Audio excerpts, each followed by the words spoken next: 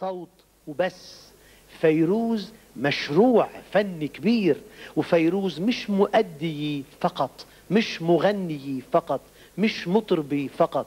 فيروز أداء، فيروز مخارج حروف، فيروز لفظ، فيروز إحساس.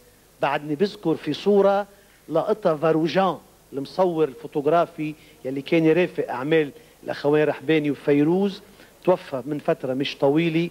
لقط له صورة ببترا عم بتقول صغيري وما بتعرف بلعب الكبار، كانت عم تلعب أخدها النسر وطار. ونزلت دمعة على خد فيروز.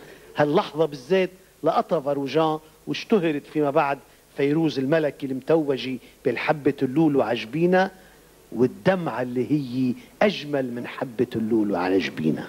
فإذا فيروز مشروع فني كبير تكامل بالصوت، تكامل بالنص، تكامل باللحن، حتى لا يمكن القول انه فيروز لوحدها او انه النص لوحده او انه اللحن لوحده. هيدي اهمية فيروز، وهذا اللي بيميز فيروز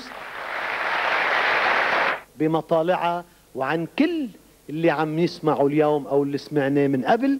وهذا اللي بيخلينا نسمي عصر اسمه عصر فيروز.